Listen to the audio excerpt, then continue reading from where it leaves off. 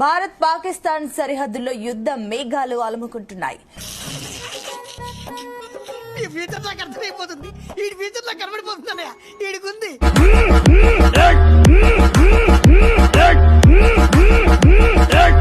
నియంత్రణ రేఖ వెంబడి పాక్ సైన్యం కాల్పులు ప్రారంభించిందని భారత బలగాలు చెబుతున్నాయి. దీనికి భారత సైన్యం ధీటుగా బదిలిస్తుంది.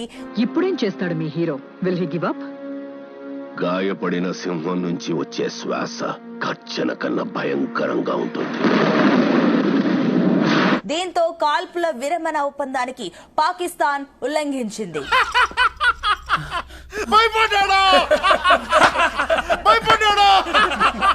పహల్గాంలో టూరిస్టులపై టెర్రరిస్టుల నరమేధం వెనుక పాకిస్తాన్ ప్రమేయం ఉందని భారత్ బలంగా నమ్ముతుంది. గుర్తుపెట్టుకోండి, మీలో ప్రతి ఒక్కడు నన్ను చంపమని నా కాళ్ళు పట్టి వేడే వరకు హింసించి చంపుతా.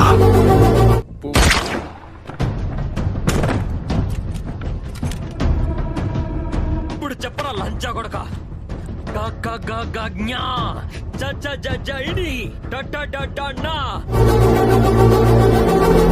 ఈ క్షణం నుంచి మిమ్మల్ని భయపెట్టేది చావు, మిమ్మల్ని వెంటాడేది చావు, చివరికి మీరు కోరుకునేది కూడా చావే. సరిహద్దుల్లో ఉద్రిక్తతలను పెంచింది. ఈ క్రమంలోనే సరిహద్దుల్లో ఇండియా భద్రతా బలగాలను పెంచడంతో పాటుగా సైన్యాన్ని మోహరించింది. రౌడీజం నీకు సగమే తెలుసురా, చంపడం చావడం నీకు తెలీదు. దానికి దమ్ము ఇక్కడ ఉండాలిరా, ఇక్కడ.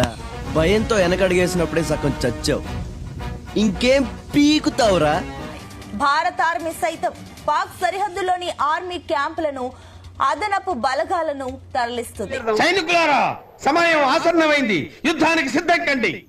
పాక్ నుంచి వచ్చే ఎలాంటి దాడినైనా ఎలాంటి చర్యలను అయినా సమర్థవంతంగా ఎదుర్కొనేందుకు సిద్ధంగా ఉన్నామని భారత్ చెబుతోంది.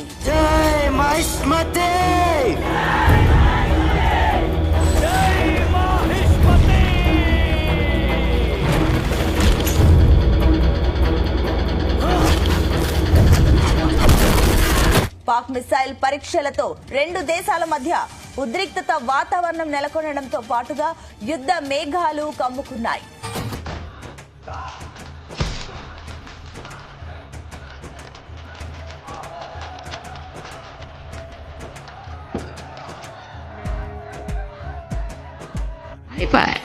ఛానల్ ని సబ్స్క్రైబ్ చేయొచ్చు కదా. మళ్ళా అడుగుతున్నా, నేను సిగ్గు లేకుండా అడుగుతున్నా, దయచేసి సబ్స్క్రైబ్ చేయండి. నా ఆవేదన అర్థం చేసుకోండి.